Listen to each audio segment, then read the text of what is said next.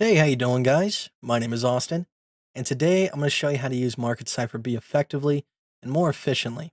Okay, so a lot of my old tutorials, they only really covered the blue waves, the divergences, how to spot them. I really want to focus more on the other tools that Market Cipher gives you. Over the last couple of months, I've had a lot of time to use them, learn what's effective and how to use it correctly. So I want to share that information with you guys. So, I want to start off with something very basic, but I feel like is messing a lot of people up. A lot of people, they'll go from time frame to time frame and they'll just get jumbled up. 15 minutes says we're bullish, 2 hours says we're bearish, daily says we're bearish. What are we doing? Like, what's going on? Okay, let me break it down like this. All right. So if you take 4 time frames within a factor of 2 of each other, okay, and you look at one wave on the higher time frames, you can see that on the 1 hour, I'm at the top of the wave. On the 30-minute, I'm at the top of the wave. On the 15-minute, I'm starting to come back down. But you can see as I'm moving down this 2 hour and I bottom out, everything else does as well. The 30-minute finds a bottom on a bottom wave. 15-minute creates a bottom wave. 1 hour did not. Okay. So we start going back up. We reach a pinnacle. So does the 60-minute. So does the 30-minute. So does the 15-minute. And then we head back down while everything else does as well. So you're just looking at the same exact thing on every single time frame. You are just looking at it from different resolutions. So if that can help you, I hope it can.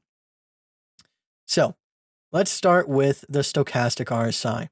It's a great tool, just like the RSI. You just have to read it a little bit differently. Okay.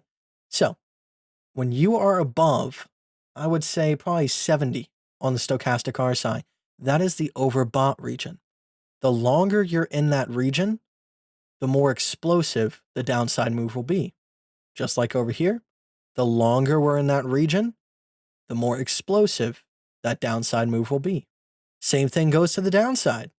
Whenever we are close to the zero and bottoming out, the longer we hold that, the more explosive that move will be to the upside, definitely. Okay? It can hang around there for quite a while, so don't expect the first tap or the second tap to really guide the way. But sometimes you can come down, just bottom out right away, and then boom, blast off. That's why we have so many other indicators at our disposal, and not just one. Okay? So now let's go over to the basic blue waves, the things that everybody likes to talk about, the thing that everybody looks at. Okay? So there's a couple different things you have to keep in mind on the blue waves. That is standard, hidden, and exaggerated divergences. Okay, I'm not really going to cover exaggerated because they really don't have that huge of an effect like the RSI and the stochastic do, so I don't feel like they're quite necessary. Okay, a standard bearish divergence. Okay, this is where you have a lower high on momentum, but a higher high on price action, meaning that all of the momentum to the upside has been maxed out and there is nowhere else for it to go but down. Okay. This is a hidden bullish divergence. You can see that we have a lower low on momentum, but a higher low on Bitcoin. Hidden are continuation patterns. Standards are reversal patterns. Okay. So once we put in a lower low and a higher low, blast off to the upside. Now, you can also see this is kind of bullishly diverging, okay? You can see from this point here, we are constantly putting in lower low, lower low. When you start seeing that, okay, that is an indication to start taking long DCAs, okay? And you can also see that on our RSI. You can see the RSI is putting in the same low on the RSI, but we are putting in lower lows on Bitcoin, okay? Obviously have a stop loss set up, have a point of failure for that trade, but as long as you are maintaining above that stop loss, you should be DCAing long positions in that region, okay? So we covered some of the divergences, blue waves. The VWAP is the indicator that you are moving momentum to the upside or to the downside. Do not look at the color of the waves cutting into each other. Look at the VWAP crossing zero as that indication. It works a lot better, okay? So now let's move to the RSI. Probably my favorite tool ever. Okay, it's awesome. Definitely a great indicator.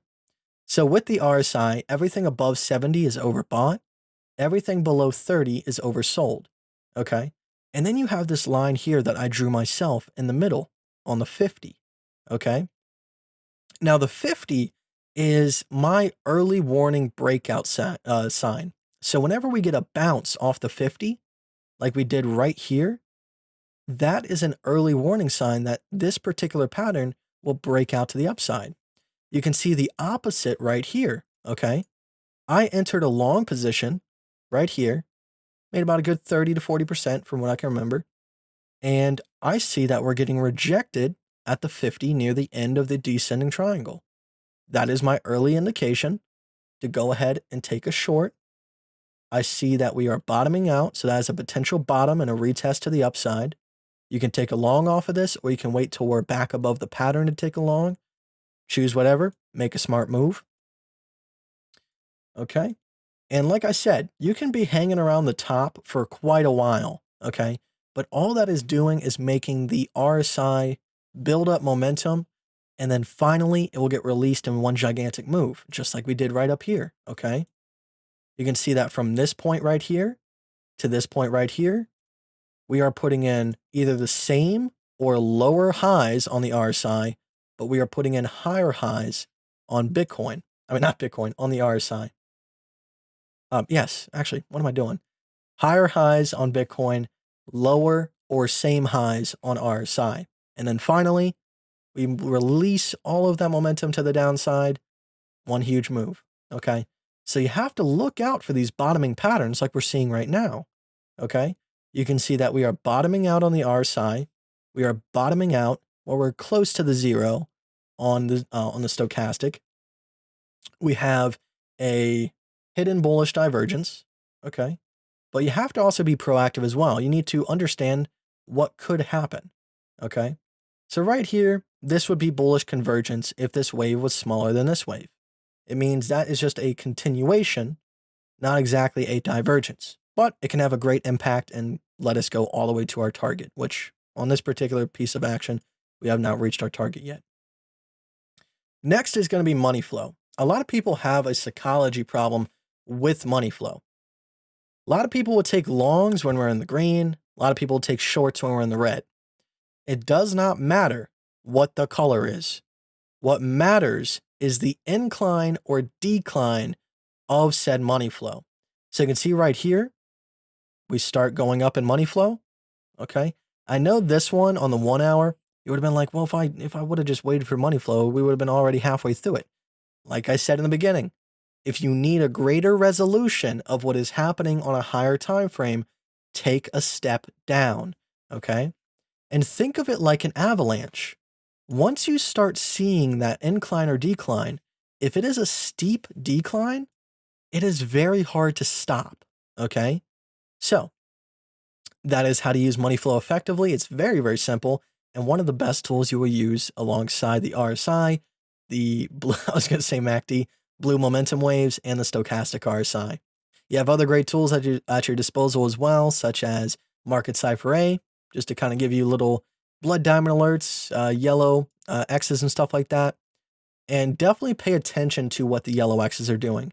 If the yellow X's are forcing price action down and then stalling a support line, that is creating bullish divergence.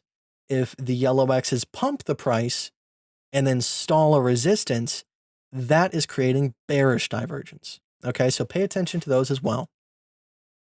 I believe that's everything I wanted to cover, all the basic stuff.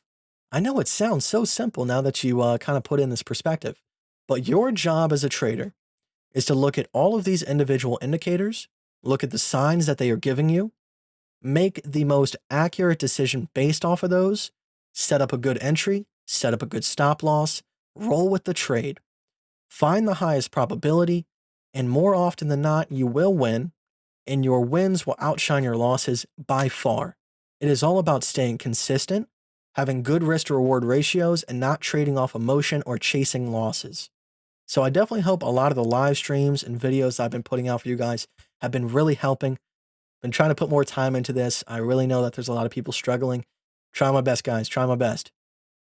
So if you guys do want to make it to a live stream, I stream from 8 p.m. EST to like 10:30 to 12 p.m. EST, or 12 a.m. On Monday, Wednesday, and Friday. And I'm trying to get up to 100 viewers so that I can start streaming on Tuesdays and Thursdays at an earlier time for people that are overseas.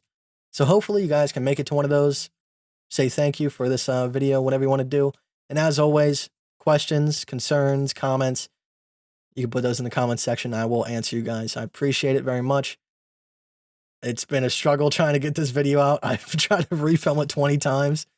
Fish keeps barking at the door, but it was worth it. I appreciate you guys. Thank you for all the love and feedback you guys have been giving me.